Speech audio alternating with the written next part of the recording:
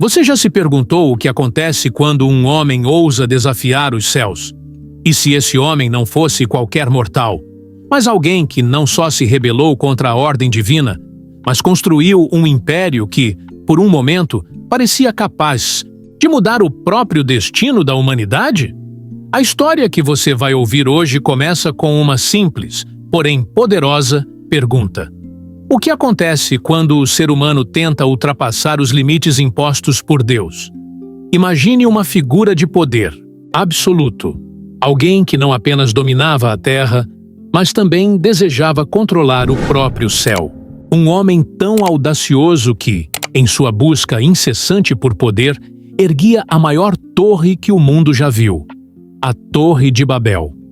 Uma construção que não seria apenas uma obra grandiosa, mas uma afronta direta à autoridade celestial. Nimrod, o rei, que desafiou Deus, se tornou mais do que um simples líder. Ele se tornou o primeiro símbolo de rebelião, de um homem que não se contentou em ser grande no mundo dos homens, mas quis ser grande diante de Deus. Mas o que exatamente ele buscava? Alcançar? Era apenas poder? Ou havia algo mais? Talvez em seu coração, Nimrod acreditasse que, ao tocar os céus com a torre, ele pudesse alcançar uma divindade que ele próprio nunca se importou em entender. E ao fazer isso, ele não apenas desafiava a natureza humana, mas toda a ordem cósmica, estabelecendo uma guerra silenciosa entre o humano e o divino, entre o Criador e a criatura. E o mais intrigante de tudo isso, o que restou após sua morte? Será que o legado de Nimrod morreu com ele? Ou será que as sombras de sua grande ambição ainda vivem entre nós, ecoando nas estruturas de poder e controle que ainda dominam o mundo? A morte de Nimrod não é apenas o fim de uma era, é o início de um ciclo que se estenderá por gerações, uma advertência para todos aqueles que tentam alcançar o céu, sem perceber que, ao fazer isso, podem estar cavando o próprio abismo de sua destruição. Nimrod não foi apenas um governante comum, um simples caçador ou um construtor de impérios. Ele foi muito mais do que isso. Seu nome reverberou como um símbolo de grandeza, mas também de rebelião. Desde sua infância, Nimrod parecia destinado a algo grandioso, não apenas pelas terras que herdou, mas pela chama de ambição que ardiam dentro de seu coração. Neto de Cam, bisneto de Noé, ele carregava consigo o peso da herança de uma geração que sobreviveu ao dilúvio. Mas Nimrod escolheu um caminho diferente. Ele não seguiu os passos dos patriarcas que haviam reconstruído o mundo após o grande cataclismo. Ele não se contentou com as cidades fundadas por outros, nem com as terras férteis que foram deixadas para trás. O império que ele desejava construir era muito maior do que isso. Desde muito cedo, Nimrod se mostrou um líder incomum. Quando outros começavam a plantar as sementes de suas pequenas aldeias, ele já estava erguendo grandes fortalezas, criando impérios que desafiavam as leis naturais e divinas. Ele entendia que a verdadeira força não estava apenas na terra, mas na habilidade de dominar as vontades dos homens. Seu olhar não se fixava no chão, mas nas alturas, como se já visse o céu como seu território conquistado. Ele sonhava em se tornar mais do que um homem, mais do que um rei. Ele sonhava em se tornar uma figura divina, em alcançar os céus com suas próprias mãos, em provar que o homem não era apenas criado à imagem de Deus, mas que ele próprio poderia se tornar um Deus. A construção da Torre de Babel foi apenas uma das muitas manifestações dessa visão grandiosa. Mas, por trás de sua coragem inabalável, havia uma raiva silenciosa, uma insatisfação profunda com a ordem estabelecida. Nimrod não se via como alguém que servia ao Criador, mas como alguém que deveria estar no comando do destino da humanidade. Seus pensamentos eram claros. Os homens não deveriam mais se curvar diante dos céus. O céu, para ele, não era inalcançável. era um obstáculo a ser derrubado. Para Nimrod, o universo não deveria ser regido por forças invisíveis, mas pelo poder humano, pela vontade férrea de um rei que se considerava acima da criação. Sua ascensão não foi apenas uma questão de força, mas também de carisma. Nimrod possuía um magnetismo sombrio que atraía as massas, que as fazia seguir suas ordens sem questionamento. Ele não governava apenas com a força de seu exército, mas com o poder de sua palavra, com a capacidade de dobrar a vontade dos homens como se fossem animais em sua caça. Todo homem é uma fera, ele dizia em uma de suas reflexões, e é isso que os torna fáceis de controlar. Não eram apenas as terras que ele conquistava que o faziam poderoso, mas as mentes e corações daqueles que o seguiam. Ele era, sem dúvida, um caçador, mas sua caça não era mais limitada a animais. Sua verdadeira presa era o controle absoluto sobre a humanidade. Ao longo de sua jornada, Nimrod erguia impérios e cidades, não apenas com as mãos, mas com o coração imerso em sua própria obsessão pelo poder. Babel, como uma obra colossal, era a culminação dessa obsessão, o ponto de encontro entre sua ambição e sua rebelião. Ele via a torre não apenas como uma construção física, mas como uma forma de libertação, de ascensão, como se ao tocar os céus, pudesse finalmente se livrar das correntes invisíveis da ordem divina. À medida que Nimrod continuava a erguer sua torre e suas cidades, a luta interna em seu coração se intensificava.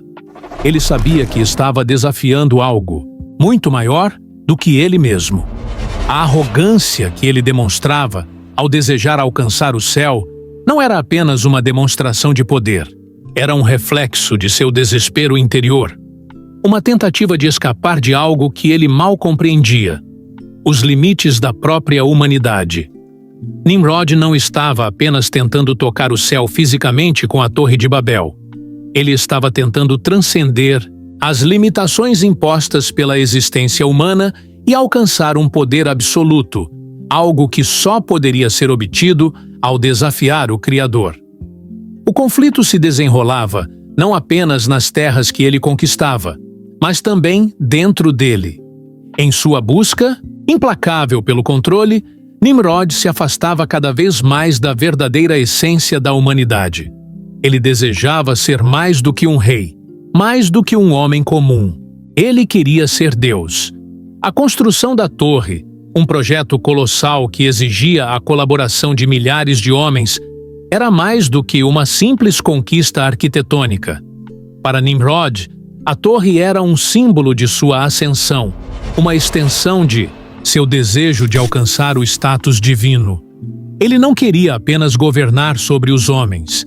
Ele queria ser adorado como uma divindade, ver o mundo curvar-se diante de sua grandiosidade, como se sua obra fosse a única verdade possível.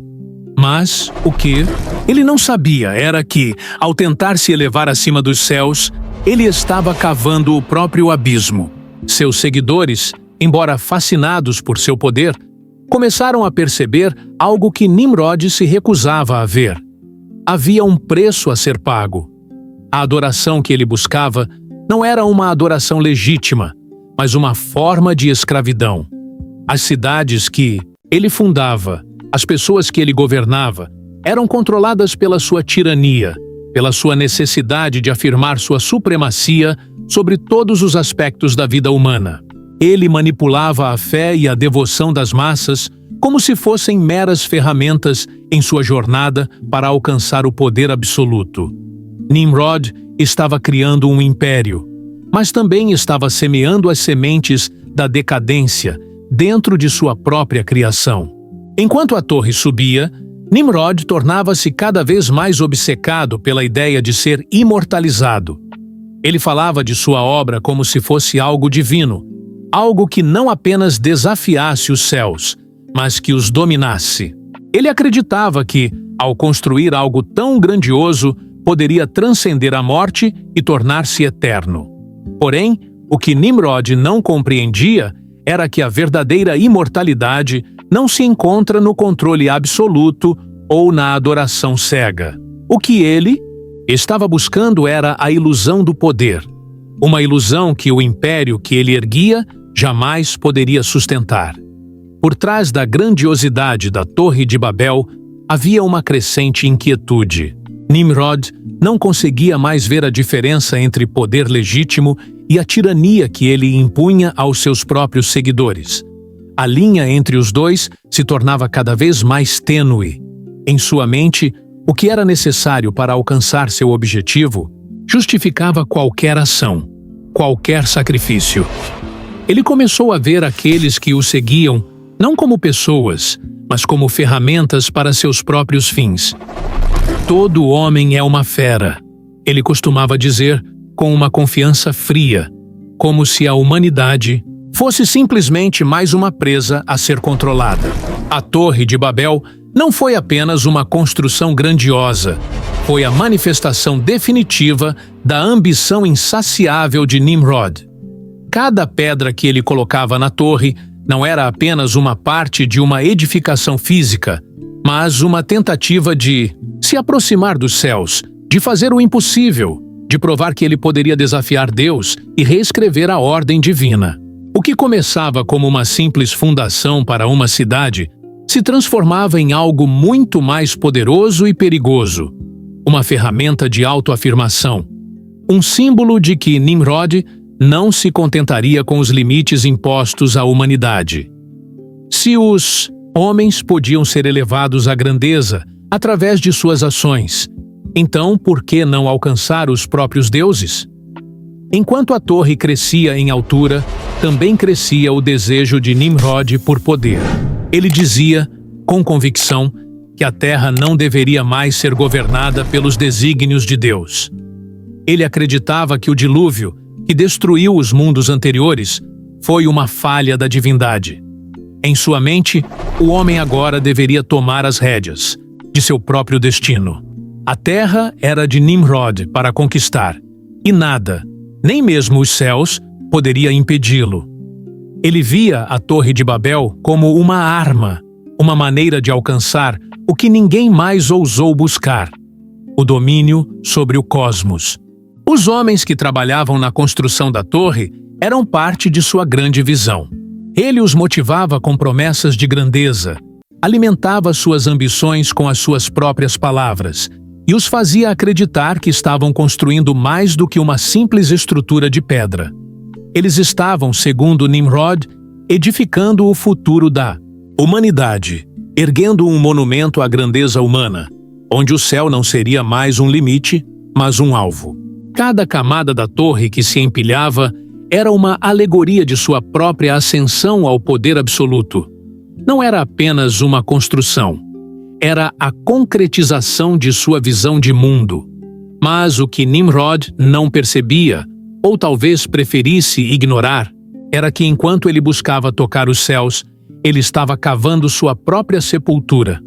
As pedras de Babel não eram apenas blocos de pedra, mas reflexos de uma arrogância que já começava a reverberar em seu império. A ambição que o impulsionava era ilimitada, mas sua capacidade de controlar as forças ao seu redor não o era. Nimrod estava tentando controlar algo que era maior do que ele: o próprio curso da história, o próprio futuro da humanidade. Ao fazê-lo, ele se distanciava ainda mais da verdadeira sabedoria e do poder real, que são baseados no respeito pela ordem natural do universo. A torre, em sua grandiosidade, era também um símbolo de sua queda. Pois, como toda grande construção feita com base na vaidade e no orgulho, ela estava fadada a desmoronar. Nimrod se afastava da humildade, e com isso, a torre se tornava mais do que uma estrutura física, mas um reflexo de sua própria corrupção interna. Cada pedra colocada nela não estava apenas desafiando os céus, mas também corrompendo as fundações espirituais que sustentam o equilíbrio entre os homens e os deuses. À medida que a Torre de Babel se erguia, também se erguia a autossuficiência de Nimrod. No entanto, o que ele não sabia é que sua grande obra estava carregada de uma ironia mortal. Embora o mundo visse sua ascensão como algo inevitável, algo que confirmaria sua supremacia, o próprio Nimrod começava a perceber, com o passar do tempo, que sua torre não era apenas uma manifestação de seu poder, mas também o reflexo de sua crescente vaidade. A grandeza que ele buscava, as terras que conquistava, os impérios que fundava, tudo parecia ceder ao peso da sua própria arrogância. A ausência de humildade, a falta de reconhecimento dos limites do ser humano começavam a corroer os alicerces de seu reinado. As primeiras fissuras começaram a aparecer não nas pedras da torre, mas em seu próprio espírito. Nimrod era um homem que se recusava a admitir fraqueza, uma característica que ele via como um sinal de falha. Seus seguidores, que o viam como um líder invencível, começaram a questionar as decisões de um homem que, antes de ser um rei poderoso, era alguém marcado pela luta interna e pela obsessão pelo poder. Em sua busca para controlar o destino de todos ao seu redor, Nimrod negligenciava algo crucial. Ele não conseguia controlar a si mesmo. As tensões internas aumentaram quando começou a surgir entre seus conselheiros a percepção de que o império que ele havia erguido estava desmoronando. Os impérios de Nimrod, assim como a torre, não foram construídos sobre fundamentos sólidos, mas sobre medo, controle e a adoração cega que ele impunha aos seus seguidores. O medo era a sua principal ferramenta. Mas o medo, por mais poderoso que fosse, não era uma fundação suficiente para sustentar um império por muito tempo.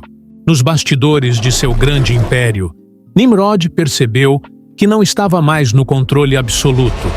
Os murmúrios de insatisfação começavam a ser ouvidos entre os próprios pilares que ele havia estabelecido. Seus aliados, aqueles que antes o viam como uma figura inquebrantável, começaram a duvidar de sua liderança.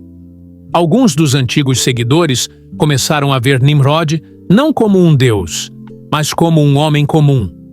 Alguém que estava cada vez mais distante da grandeza que uma vez exibiu. Sua queda não foi um evento súbito, mas um processo gradual. Nimrod foi, aos poucos, sendo corroído pelo próprio orgulho, pela ausência de autoconsciência. Enquanto ele se concentrava em expandir sua influência, seus próprios vícios começaram a tomar conta dele.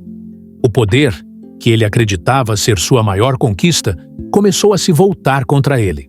Seus próprios impérios começaram a falhar.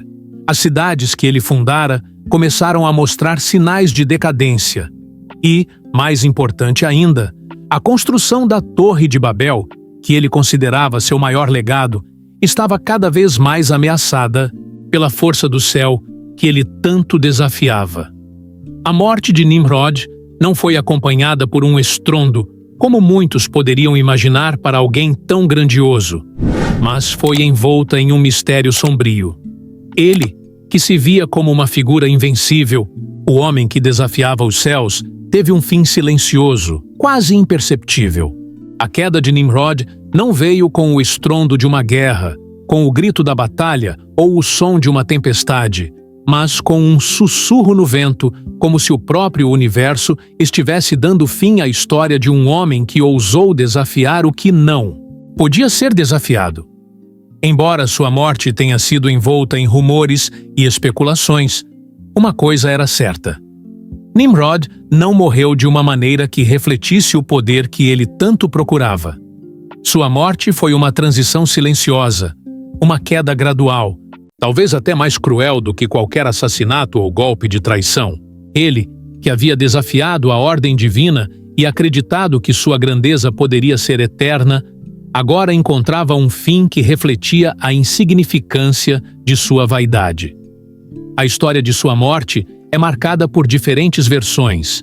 Alguns dizem que foi traído por seus próprios aliados, aqueles que ele havia conquistado com sua força e carisma, mas que, com o tempo, perceberam a verdadeira natureza do homem que haviam seguido. Outros acreditam que a morte de Nimrod foi uma punição divina, um castigo por sua arrogância e por ter tentado tomar o lugar de Deus. E há quem afirme que ele sucumbiu a uma doença misteriosa, uma doença que, assim como sua própria obsessão pelo poder, surgiu sem aviso e o consumiu lentamente, apagando sua chama de uma maneira irreversível.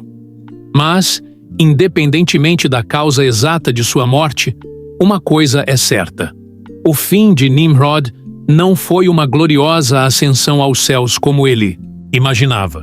Ele morreu como um homem comum, sem glória, sem os louros de um império eterno, sem o domínio absoluto sobre a terra que tanto desejava. Sua morte foi, em muitos aspectos, a ironia final de sua vida. Aqueles que o viam como invencível, como um homem que tocaria os céus, agora viam que ele não passava de um homem mortal, que foi engolido pelas mesmas sombras que ele próprio criara. Seus seguidores, que haviam reverenciado sua figura como a de um deus, agora se viam diante de uma realidade cruel. Seu líder havia caído, e com ele, o império de sombras que ele havia criado. No entanto, como acontece com todas as grandes figuras que caem, a memória de Nimrod não desapareceu. Ele havia se tornado uma lenda, uma figura que viveria para sempre nas sombras da história. Mas o que se tornaria de seu legado? O que restaria de sua grande ambição, agora que ele estava morto? O império de Nimrod, que parecia inquebrantável, começou a se desintegrar. Mas a história de sua morte não selou um fim definitivo. Ao contrário, a queda de Nimrod abriu portas para algo novo. Uma nova figura começou a surgir das sombras, alguém que estava ao lado dele desde o início, alguém que compreendia o poder que Nimrod jamais entendeu totalmente. A morte de Nimrod não foi o fim de sua influência. Em vez de cair no esquecimento, seu legado foi transformado e amplificado pela figura de Semiramis, sua esposa. Semiramis não apenas assumiu o poder após a morte de Nimrod, mas a elevou a uma dimensão divina. Ela sabia que, para garantir sua própria sobrevivência no trono, precisaria perpetuar a memória de Nimrod como algo mais do que humano, transformando-o em uma figura divina. Ela fez de Nimrod um deus, e não apenas um rei. Sob sua liderança, o culto à sua memória se intensificou, e Nimrod, que em vida fora temido e admirado, agora era adorado como um ser superior, um deus que transcendeu a morte. Semiramis usou a ideia de Nimrod como uma divindade para consolidar seu poder e garantir que o império que ele fundara continuasse a florescer. O culto à figura de Nimrod se espalhou, e sua imagem passou a ser venerada em templos e altares, longe da terra onde ele vivera, mas agora em um plano divino. Com o tempo, Semiramis não apenas manteve o legado de Nimrod, mas também começou a ser vista como a sacerdotisa de sua divindade, e, eventualmente, ela própria se tornaria um objeto de adoração. Ela sabia que o controle não estava apenas no domínio de terras ou na construção de cidades, mas na manipulação das crenças e mentes das pessoas. Sob sua orientação, o império de Nimrod não só sobreviveu à sua morte, mas se transformou em um império de sombras, onde a idolatria e o culto à divindade do rei morto se tornaram os pilares que sustentavam a sociedade.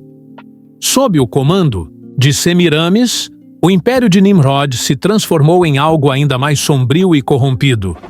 O culto a Nimrod, que antes era um reflexo da sua busca insaciável por poder, agora se tornava o eixo central da sociedade. Ele não era mais lembrado como um simples rei, mas como uma divindade, cujo espírito continuava a governar, transcendendo a morte. Semiramis, como sacerdotisa e rainha, consolidou seu poder utilizando a memória de Nimrod não apenas para sustentar seu domínio, mas para ampliar a influência sobre seus súditos.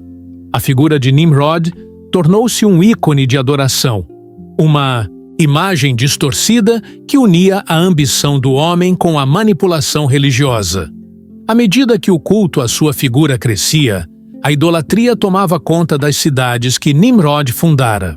A religião imposta por Semiramis não tinha apenas o propósito de glorificar o marido falecido, mas também de controlar os corações e mentes das pessoas, mantendo o império de Nimrod vivo através da superstição e do medo.